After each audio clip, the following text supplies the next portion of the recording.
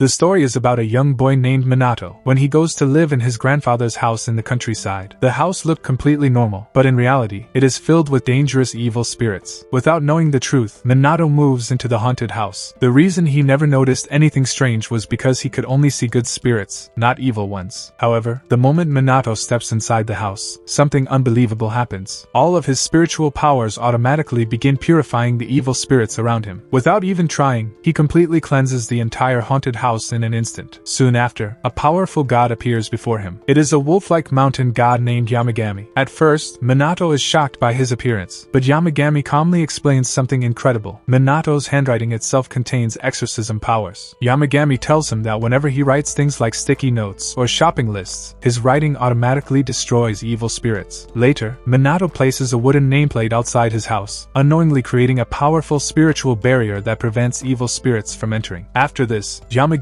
starts living together with Minato, and the two slowly develop a funny and heartwarming bond. The once haunted house gradually turns into a cozy and peaceful place. Meanwhile, on the other side, there is a professional exorcist named Saiga Harima, who spends his life fighting evil spirits. But when he meets Minato, he is left completely speechless. Minato casually exorcises spirits just by walking around without even realizing it. Eventually, Harima even starts using Minato's handwritten shopping lists as powerful weapons against spirits. As the story continues, more gods begin appearing, including the wind god and the thunder god. Minato, who still knows almost nothing about the supernatural world, unknowingly keeps gaining new divine powers from them. After receiving wind powers, Minato casually throws a piece of paper at an evil spirit and instantly destroys it. From that moment on, the garden around his house slowly transforms into a sacred divine land that starts attracting gods from everywhere. A heavenly dragon beast appears and instantly causes all the sacred trees in the area to grow rapidly, making the place feel even more mystical and powerful. But while everything seems peaceful, a jealous exorcist secretly places a tracking talisman on Minato, creating a mysterious setup for future events in the story. Minato was already living in his house together with gods and spirit animals. The problem was that Yamagami and the small Martin spirits, Seri, Tarika, and Utsuji, loved expensive sweets and offerings. To keep everyone happy, Minato constantly had to buy things from the market, and little by little, his money started running out. The funny part was that the divine creatures ignored normal food and only liked premium items, which slowly pushed Minato into financial trouble. Later, he went to the market searching for a part-time job. Suddenly, a lucky moment arrived when Minato won first prize in a raffle and received 100,000 yen. At first, he thought it was just confidence, or maybe Yamagami's power, but Yamagami later revealed that another divine beast had appeared in their garden, a turtle spirit named Raiki. Raiki was one of the 4 heavenly beasts of luck, and because of his presence, Minato's luck had suddenly increased. That was the real reason he won the raffle. After that, a cute scene followed where Raiki peacefully appeared in front of Minato. It was revealed that Raiki had once been under the influence of an evil spirit, but Minato had unknowingly saved him while performing an exorcism earlier. Out of gratitude, Raiki gifted Minato some special seeds and told him to plant them in the garden. This actually connected to the moment when an evil spirit had collided with Minato before, which was when the 4 heavenly beasts of luck were created. Minato planted the seeds in the garden, and soon his luck rose to an even crazier level. Suddenly, he received a call from his mother, who informed him that he had won another sweepstake worth around 1 million yen. Hearing this left Minato completely shocked, and he felt deeply thankful to the turtle spirit. This scene basically showed how the divine beasts filled Minato's life with blessings after entering it. A little later, the weather gods Fujin and Raijin appeared, leaving Minato completely stunned. One of them was the god of wind, while the other controlled thunder